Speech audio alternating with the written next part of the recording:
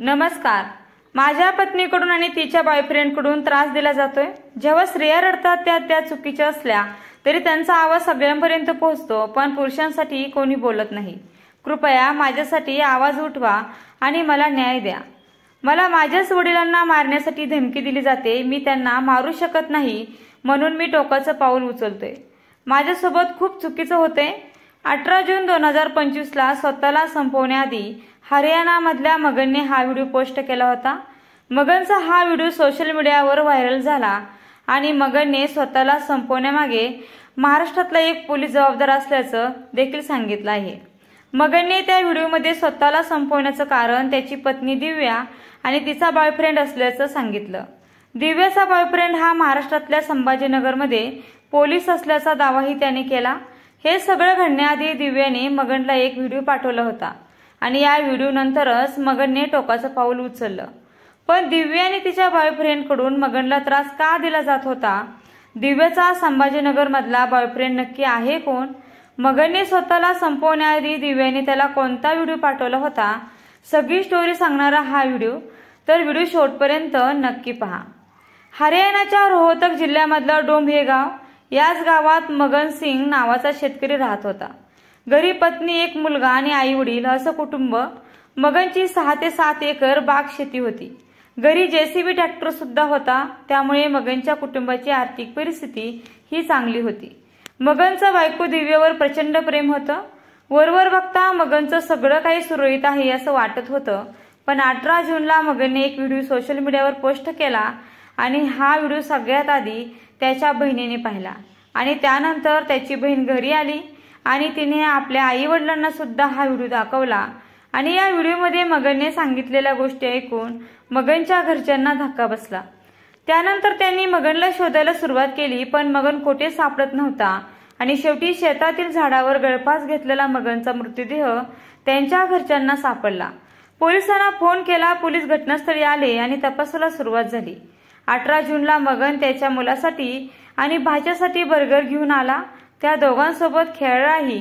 नंतर त्यांनी त्याच्या आईला फोन केला। घरात किती पैसे आहेत, ते कोठे ठेवले आहेत, अजून कोणाकडून पैसे यायचे आहेत का, हे सगळं आईला सांगितलं। पण दुर्दैवाने हे मगनच्या आयुष्यातले शेवटचे क्षण होते, त्याच्या आईला तरी कुठे माहिती होते। मगनने आपल्या शेवटच्या व्हिडिओमध्ये मी माझी बायको दिव्याला त्रासाला कंटाळून हा टोकाचा निर्णय घेतला। दिव्या आणि तिचा संभाजीनगरमधील पोलीस म्हणून कार्यरत असलेला बॉयफ्रेंड दीपक मला पैशासाठी त्रास देत होते। दीपकचं प्रमोशन होणार होतं, त्यासाठी दिव्या आणि दीपक माझ्याकडे 5 लाख रुपये मागत होते। मी शेतात पिकवलेले गहू विकून सुरुवातीला त्यांना 1.5 लाख रुपये दिले। नंतर दोघांनी माझ्याकडे आणखी पैशाची मागणी केली आणि मला मानसिक त्रास द्यायला सुरुवात केली, असे आरोप केले। मगनने या व्हिडिओत केलेल्या दाव्यानुसार त्याने जूनला त्याचं सोनं गहाण ठेवून दिव्याला 2 लाख रुपये पाठवले होते।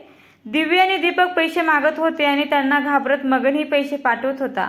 याचाच फायदा दिव्या आणि दीपकने घेतला। दिव्याने मगनकडे पुन्हा पैशाची मागणी केली, तू तुझ्या वडिलांना खून कर आणि त्यानंतर त्यांच्या नावावर असलेली जमीन तुझ्या नावावर होईल। तुझ्या नावावर आलेल्या संपत्तीचे पैसे तू आम्हाला पाठव आणि त्यातून आम्ही दोघे मुंबईला जागा घेऊ। जर तू असं नाही केलं तर तुझ्या आईवडिलांसह तुलाही जेलमध्ये पाठवू, अशी धमकी दिव्या आणि दीपकने मगनला दिली होती। मगनने त्याच्या शेवटच्या व्हिडिओमधून स्थानिक नेते, पोलीस आणि समाजकार्य करत असलेल्या बहिणीकडे मला न्याय मिळवून द्या अशी मागणी केली। पण तपासात समोर आलेली धक्कादायक माहिती म्हणजे मगनने ज्या दिवशी स्वतःला संपवलं त्याच दिवशी दिव्याने त्याला एक व्हिडिओ पाठवला होता। त्यात दिव्या दीपक सोबत एका हॉटेल रूममध्ये डान्स करत होती। हा व्हिडिओ ही सध्या सोशल मीडियावर व्हायरल होतोय आणि हा व्हिडिओ पाहिल्यानंतर मगनला धक्का बसला आणि त्याच नैराश्यातून त्याने टोकाचं पाऊल उचललं। दिव्या जेव्हा लग्न करून सिंग कुटुंबात आली तेव्हा तिचं राहणीमान अत्यंत साधं होतं, पण दिव्याने मगनला पाठवलेल्या व्हिडिओमध्ये दिव्याने घातलेले कपडे आणि एकंदरीत दिव्याचं रूप बघून दीपकला धक्का बसला। मगनच्या घरच्यांनी दिलेल्या माहितीनुसार 2019 मध्ये सोशल मीडियावरून त्याची आणि दिव्याची ओळख झाली। त्यानंतर दोघेही एकमेकांच्या प्रेमात पडले। पुढे त्यांनी लग्न करण्याचा निर्णय घेतला। मगन आणि दिव्याने कोर्ट मॅरेज केलं, पण दिव्याची जात वेगळी असल्याने मगनच्या आईवडिलांचा या लग्नाला पूर्ण विरोध होता। पुढे लग्नानंतर जेव्हा मगन आणि दिव्याला मुलगा झाला तेव्हा मगनच्या घरच्यांनी त्याच्या लग्नाला मान्यता दिली आणि मग दिव्या मगन सोबत त्याच्या घरी राहू लागली। मगनचं दिव्यावर जीवापाड प्रेम होतं. दिव्याचा प्रत्येक हट्ट तो पूर्ण करायचा. आपण मागतो ते सगळं मगन देतो हे लक्षात आल्यावर दिव्याच्या मागण्या सुद्धा वाढल्या आणि असंच एकदा दिव्याने मगनकडे मोबाईलची मागणी केली. तेव्हा मगनने दिव्याला मोबाईल घेऊन देण्यासाठी शेतीसह डिलिव्हरी बॉयचं काम करायला सुरुवात केली. त्यानंतर त्याने दिव्याला जवळपास 1.5 लाखाचा मोबाईल घेऊन दिला. दिव्या अहमदाबाद मधल्या एका हॉटेलमध्ये मॅनेजर आहे आणि त्यासाठी तिला कधी कधी कामानिमित्त मुंबई किंवा अहमदाबादला जावं लागतं असं तिने मगनच्या घरच्यांना सांगितलं. मगन आणि दिव्याचं बाळ जेव्हा फक्त 4 महिन्याचं होतं तेव्हा ही दिव्या कामानिमित्त 25 दिवस अहमदाबादला गेली होती. तेव्हा ती तिथून फोन करायची, सगळ्यांशी चांगलं बोलायची. दिव्याने 20 मार्च 2025ला डोम मधलं घर सोडलं. त्यानंतर ती घरी परत आली नाही. दिव्यानं कामानिमित्त अहमदाबादला जायचं आहे असं मगनला आणि त्यांच्या घरच्यांना सांगितलं. दिव्या नेहमीप्रमाणे कामासाठी चालली असं समजून तिला कोणी जास्त प्रश्न विचारले नाहीत आणि अडवलं सुद्धा नाही. दिव्या 20 मार्चला घरातून बाहेर पडली. त्यानंतर 16 मेला दिव्याला भेटायला अहमदाबादला चाललोय असं म्हणत मगनही घराबाहेर पडला.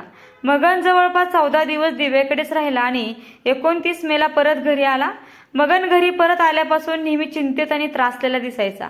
नेमकं झालंय काय याचं कारण मात्र तो कधी सांगायचा नाही. त्याच्या कुटुंबियांना ना त्याच्या अस्वस्थतेचं कारण माहिती होतं, ना तो दिव्याला पैसे पाठवत होता याबद्दल माहिती होती आणि ना दिव्याचा इतिहास. दिव्याचं मगन सोबत लग्न होण्याआधीही आणखी एक लग्न झालं होतं आणि त्या लग्नातून दिव्याला मुलगाही होता. ती गोष्ट जेव्हा मगनला समजली तेव्हा प्रेमामुळे मगनने ही गोष्ट पचवली आणि पहिल्या लग्नाचा घटस्फोट होण्यासाठी पैशाची मदत सुद्धा दिव्याला केली.